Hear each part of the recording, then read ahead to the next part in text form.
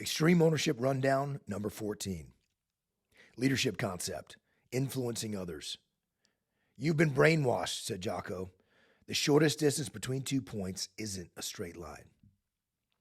It may be true in geometry, but it's definitely not true when it comes to leadership.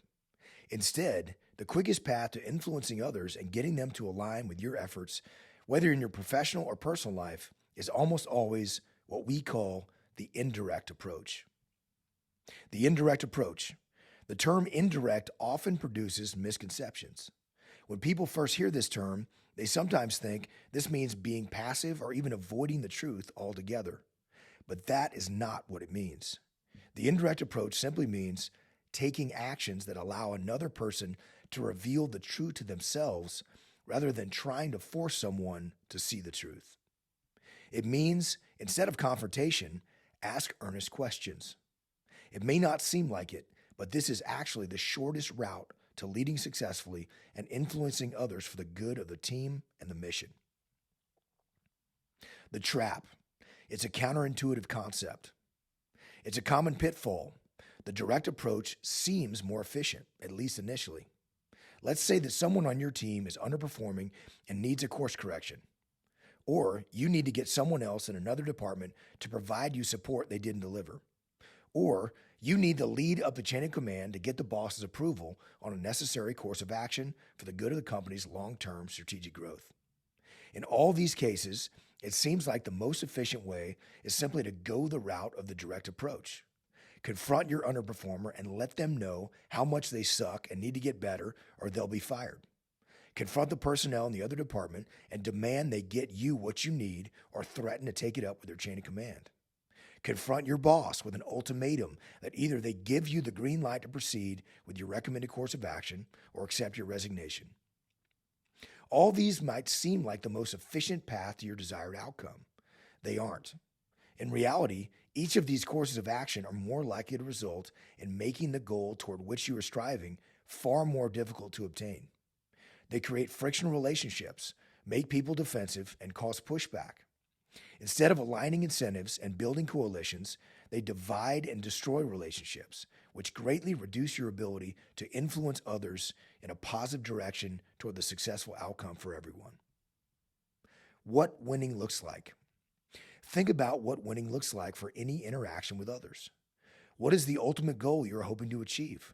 Let's take the same scenarios listed above. Someone on your team is underperforming and needs a course correction. You need to get someone else in another department to provide you critical support. You need to get the boss's approval on a necessary strategic course of action for the company's success. What does the indirect approach look like in these situations? Instead of confronting an underperformer, start with asking earnest questions. Is everything okay? It looks like we are behind schedule on this project. What more support can I give you to assist? Instead of getting defensive and becoming closed-minded, the underperformer's mind starts to open toward the idea of accepting support and guidance, toward making changes in how they execute to be more effective. Rather than confronting someone in another department and demanding they give you the support you need, instead, ask how you can help them. I know you're being asked to do a ton with limited resources. What can I do to assist? This builds the relationship, allows you to have greater influence with that person, and moves you closer toward getting the support you need. Instead of giving the boss an ultimatum, ask the boss questions about their strategic goals and what they think is the best way to achieve those goals. To get the boss on board with a new strategic direction, it may take planting a seed in the boss's mind and then waiting weeks or months before they fully open up to the idea. It may mean letting the boss think it was their idea from the beginning. No factor. It doesn't matter who gets the credit. What matters is that the team is headed in the right direction toward long-term success. That's what winning looks like. Real-world example. I tell people the truth, a supervisor told us as a point of pride. He clearly felt that one of his greatest strengths as a leader was his willingness to be direct. I get straight to the point with people, and sometimes they can't handle it, but that's their problem, not mine. The supervisor's smile was evident, even on the small scale of my computer screen in the Zoom meeting. This was an Extreme Ownership Academy live session with over 200 leaders from across the U.S. and several countries around the world. A weekly hour-long session where Jocko, Dave Burke, me, and other Echelon front instructors got the chance to answer direct questions from participants to help them solve their problems through leadership. How often do people get defensive when you tell them the truth? Dave Burke asked. Pretty often, now that I think about it, the supervisor admitted. What good is telling someone the truth if no one will listen? Jocko asked. The supervisor didn't answer. When you hit someone over the head with a hammer of truth, they're going to stab you with the ego blade. Jocko and Dave explained the power of the indirect approach and how by asking questions and allowing people to reveal the truth to themselves, the supervisor could circumnavigate people's defensiveness, prevent them from digging into a fixed position, and open their mind to influence for the good of the team and the mission.